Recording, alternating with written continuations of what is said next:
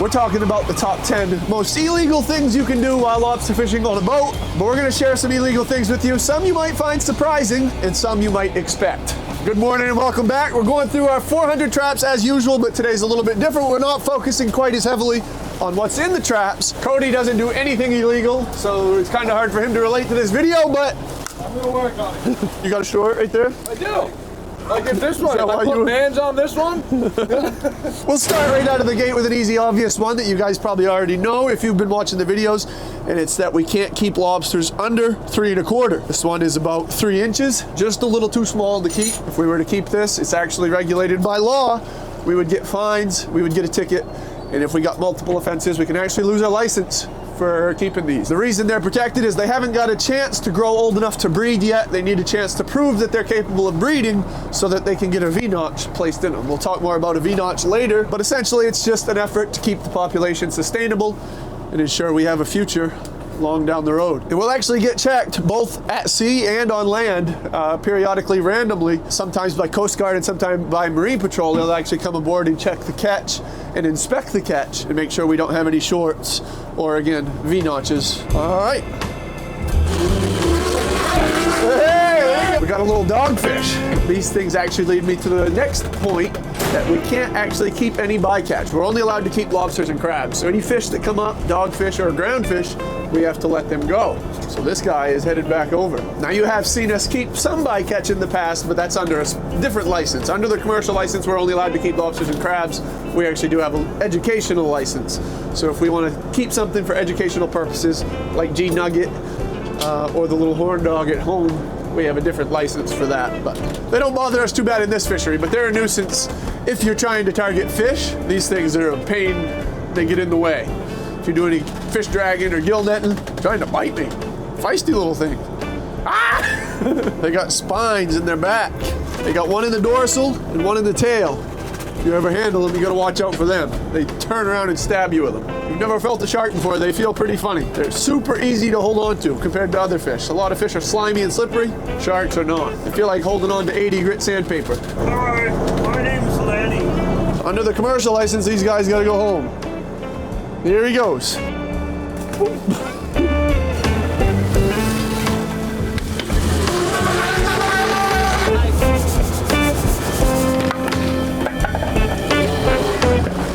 On the list of illegal things on a lobster boat is you can't actually operate a boat unless you have a lobster license, which sounds kind of silly when I first say it, but hear me out. I can't hire somebody to run my boat for me. Even if they have a lobster license, my lobster license on my boat has to be run by me, so it's owner-operator only. So if this boat is to go out into the ocean and catch lobsters, I have to legally be on it. I can't pay some guy to come run the boat for me, and it prevents large fleets from being created. So that way I can't buy 3 or 4 boats and hire 3 or 4 captains to have them all go out and catch lobsters. It's an interesting thing. It's pretty unique the way things are today, and it really promotes small business on the coast of Maine. If you see any lobster boats up and down the coast in your travels, fun fact also on that same note is that the crew members all up and down the coast, this is a very standard thing, they're paid by percentage. However the boat does throughout the year, that dictates how the crew gets paid. If the boat has a good year, it catches a lot of lobsters, makes a lot of money, the crew does well, and vice versa. If it's a poor year, poor price, the crew doesn't do well either. So they're invested into the boat, in the boat's catch, just as much as the captain are. All right, for number 7, we got a couple demonstrators here for you. And this one's actually kind of interesting. These are both legal lobsters. These are perfect eating lobsters, nice freshly shed. These are the best eating lobsters on the planet. And man, are they delicious. But we can't cook them and eat them on the boat, even though they're perfectly legal to keep. We can bring them in, we can sell them, but we're not allowed to cook them and pick them and eat them while we're on the boat, which at first sounds kind of silly, but if you think about it, it does make a little bit of sense because of the underlying law, which is you can't have shells on a boat that aren't attached to a body. So you can't have lobster claws or lobster tails if they're not attached to a body that you can tell is a legal lobster. Because if not, then fishermen could just rip the claws off of a short lobster and sell the claws. I guess it does make sense in that regard, but there are a few in this list that really do make a lot of sense and add a lot of value to the fishery. Woo! And while we can't eat these delicious lobsters while we're on the boat, we can eat these. These things are fantastic. These are Factor meals. If you haven't heard of them, they're actually the sponsor of today's video. They're meals that are ready to eat. They're mess-free, prep-free, super easy. All you do is heat them and eat them. You pop them out of the box, toss them in the microwave. 2 minutes later, you got an awesome meal. They're delicious. That is good. They are prepared by their chefs and brought to you in 3 easy steps. All you do is head on over to their website and use code 50JacobKnowles to get 50% off plus free shipping on your first Factor box. And you can change month to month different packages. I've really been enjoying the protein packages while we're on the boat. We're super busy. We don't take a lot of time to eat. Oftentimes we're just eating leftovers or snacks or junk food. Factor has been an awesome solution to that. They really seem like a home-cooked meal in just 2 minutes. They have meal plans that fit your diet and goals. No matter your food preferences, Factor serves up the meals you're looking for with their flexible menu of chef-crafted, dietitian-approved options. They also have smoothies and juices. Head to factor75.com and click the link below and use code 50JacobKnowles to get 50% off plus free shipping on your first Factor box. That's code 50JacobKnowles at factor75.com to get 50% off plus free shipping on your first box. Try them out. They're delicious. You guys won't be disappointed. And thanks again, Factor, for sponsoring today's video. On to the very important number 6. In the number 6 spot, when you get a lobster that has eggs on it, by law, we have to put a V-notch in its second flipper in on the right. The V-notch just signifies that this female is capable of reproducing. Not all the females are capable of reproducing. The V-notch is a way to keep track of the ones that can to make sure they're not kept. Bonus point, once they have a V-notch in them, they are also illegal to keep. So even if we catch a female out of the traps that doesn't have eggs in it, if she has a V-notch, we can't keep her. She's illegal to keep. And again, this is regulated and enforced through random checks periodically by Coast Guard and Marine Patrol. So no, I know it looks appetizing, but no lobster caviar. Sorry. That's the future. Oh, no snack. Whoops. Sorry. That's also Next one gets 2 snacks. Yeah, that's a new law, I guess. You guys made that one. I can't let one go without a snack. Here we have an example of something that is not illegal, but should be illegal. These are 5-foot traps with metal runners and 4 bricks. That should be illegal. These traps should be too heavy. We need a law saying we can't use traps this heavy. But in all seriousness, it is actually illegal to fish traps much larger than this. This is actually about as big as we're allowed to go. I don't actually know off the top of my head what the biggest you're allowed. They go by a square footage or a square inch, but it's not much larger than this. These are our 5-footers, and these are about as big as we're allowed. All right, number 5. Look at that beauty, Jonah crab. You are actually by law not allowed to let the traps set longer than 4 weeks. After 4 weeks, they're called wet storage. The Marine Patrol will actually tag the traps with a device that tells them how long the traps have been setting, the last time it made contact with air. And if you get caught letting your traps sit longer than 4 weeks, you get a ticket, which mostly just prevents people from storing their traps in the ocean for the winter. As you've heard me mention in the past, it's a lot of work to bring your traps back home to land. A lot of guys leave their traps out in the water all winter, and that just prevents people from leaving them out there without tending them. Which brings me to point number 4. If we accidentally do lose a trap for some reason, if a barge or a cruise ship goes over and cuts the buoy off and we can't get it back, which most of the time we can get it back with grapples, and with the cost of the traps, we have a lot of incentive to get them back.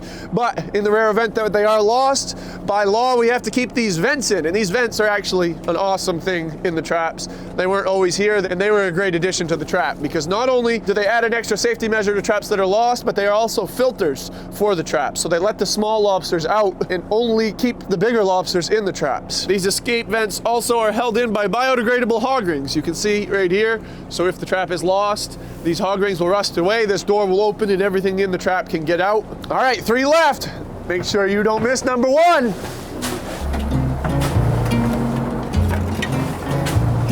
There's a nice egg here. Look at all her eggs.